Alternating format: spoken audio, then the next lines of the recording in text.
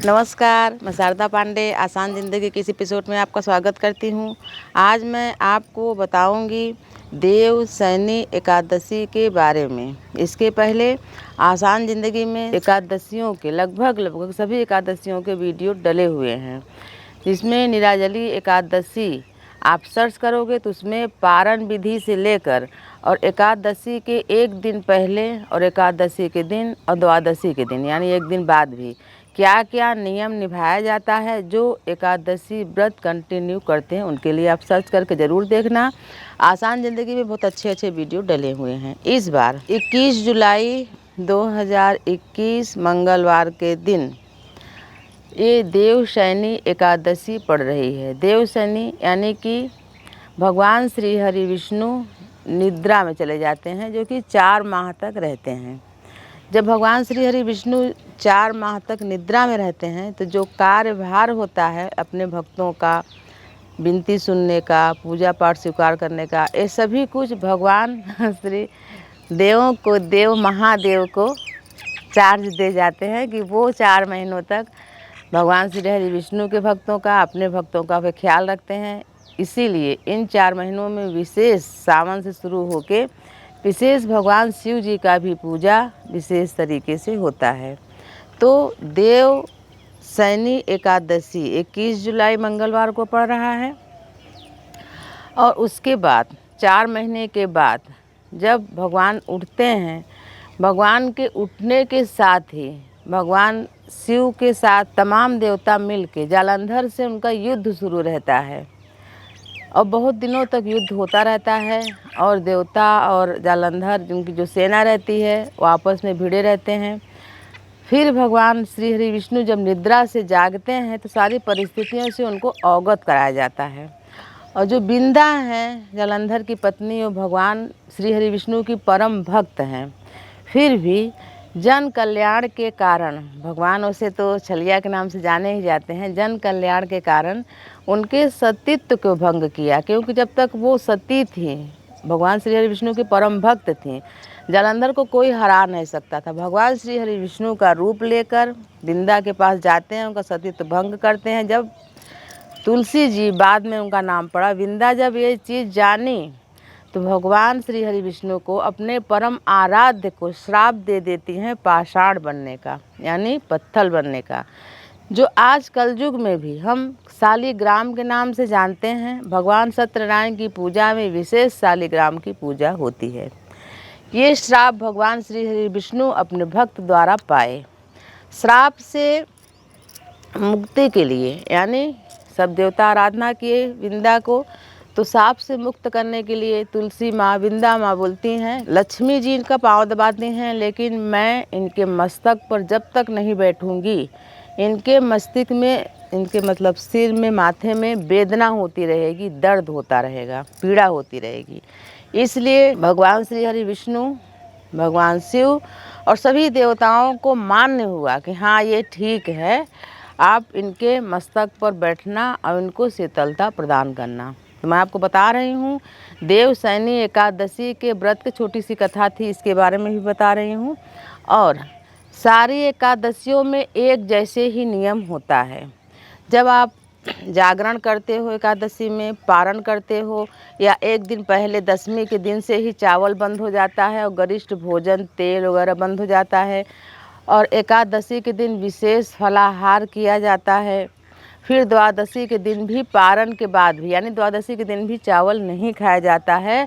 और जो, जैसे कि मैं बताती हूँ, सभी पूजा पाठ में दान का बहुत महत्व है, तो दान में चावल विशेषकर नहीं दिया जाता है। तो मैं आपको बता रही हूँ देवशयनी एकादशी के बारे में। इसी के साथ, यानी जब भगवान श्री हरि विष्णु सो जाते हैं, उसके बाद से ही सारे जो विशेष शुभ कार्य होते हैं वो वर्जित हो जाते हैं, बंद हो जाते हैं। जैसे कि ब्याह, गौना, मुंडन और तमाम चीज़ें जो होती हैं बंद हो जाती हैं। विशेष परिस्थिति में गृह प्रवेश वगैरह होते हैं शुभ मुहूर्त में, बीच बीच में जब बहुत शुभ मुहूर्त आता है, कई मुहूर्त बनते हैं, तो गृह प्रवेश हो जाते हैं। इसी 21 जुलाई दिन मंगलवार को, जो कि देवशयनी एकादशी के दिन ही शुभता बढ़ाने के लिए ब्रह्म योग और शुक्ल योग भी पड़ रहा है। इससे तिथि की शुभता बढ़ जाती है। जैसे कभी कभी कोई ऐसा वो रहता है, हानि रहता है तिथि का, तो उसमें कम शुभ माना जाता है, लेकिन इससे शुभता बढ़ जाती है। और इसी के साथ साथ ही 1-2 दिन आगे और पीछे सूर्य दक्षिणायन भी चले जाते हैं, यानी कि जो सूर्य की ऊर्जा होती है, जो सूर्य का तेज होता है, वो कम होने लगता है।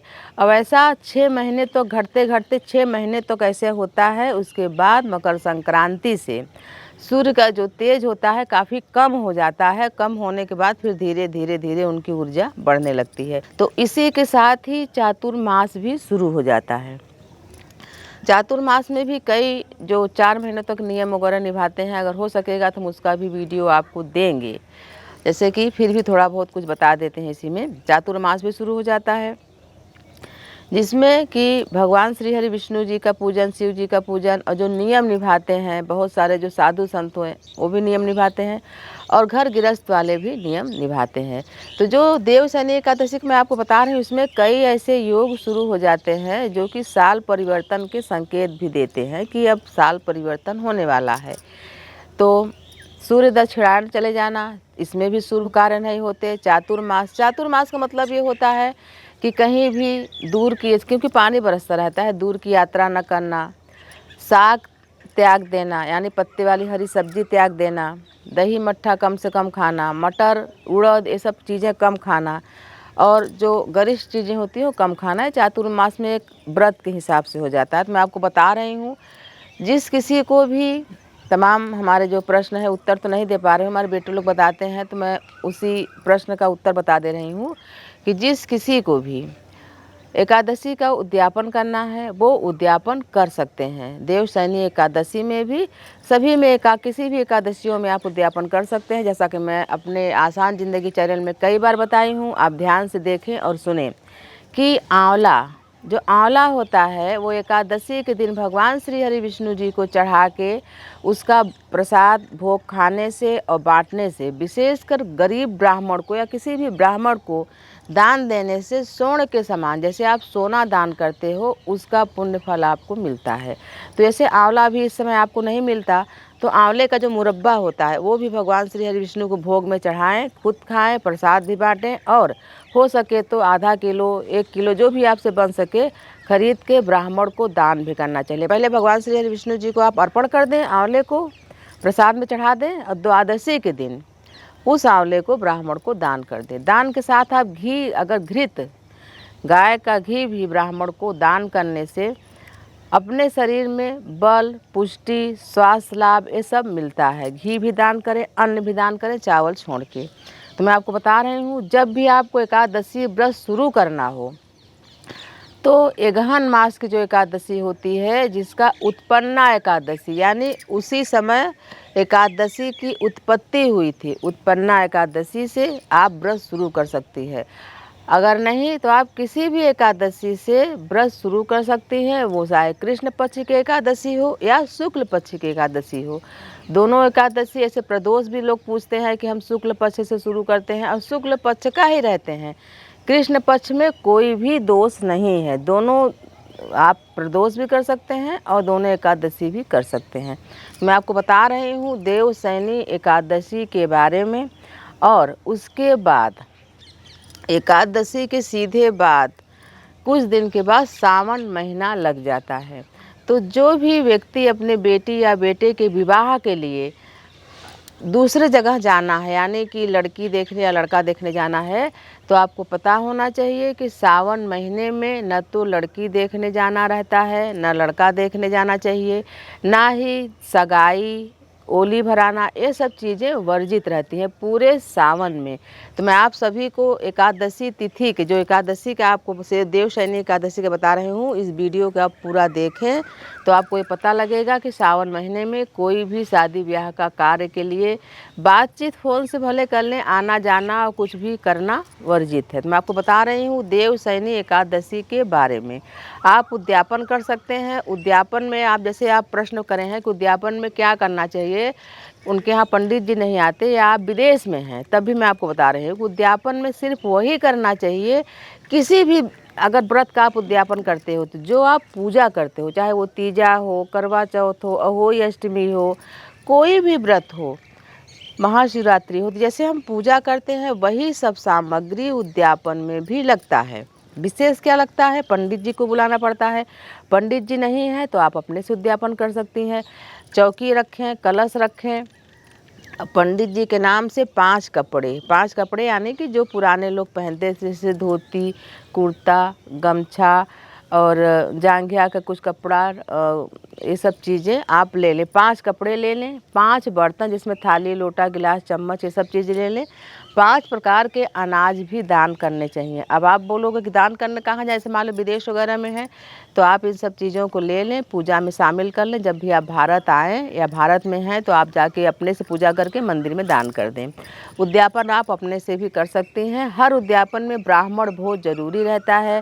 एकल परिवार होने के कारण कोई भी ब्राह्मण भोज नहीं करा पाता है, जैसे सब सम्मिलित रहते हैं तो कोई कुछ कर दिया, कोई कुछ कर दिया तो हो जाता है। इसीलिए अन्नदान बोल रही हूँ कि आप अन्नदान भी कर दें, उसके साथ दक्षिणा भी दे दें। तो मैं आपको बता रही हूँ देवशयनी एकादशी के बारे में, उसके साथ साथ इससे संबंधित जो प्रश्न हैं उसके उत्तर भी दे रही हूँ।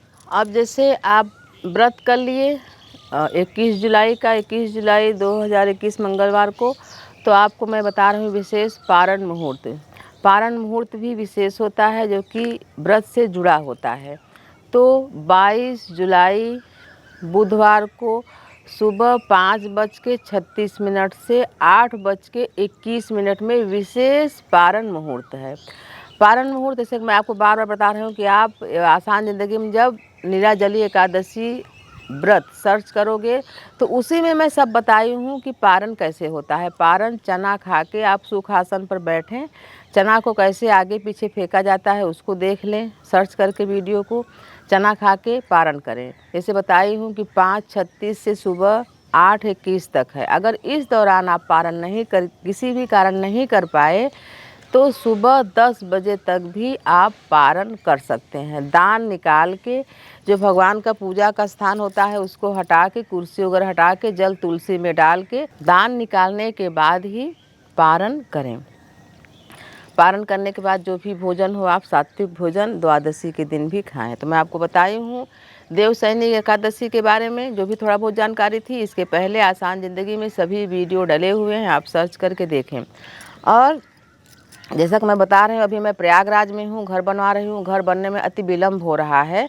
जैसे ही हमारा घर बन जाता है आपको मैं सभी वीडियो, जैसे कि जो भी आगे त्यौहार आते हैं उनके सभी वीडियो, सभी जानकारी दूंगी। वैसे आसान ज़िंदगी में सारे वीडियो डले हुए हैं। आप पुराना वीडियो है करके नहीं देखते तो नया में कोई विशेष आपको जानकारी भी नहीं मिलेगी। क्यों?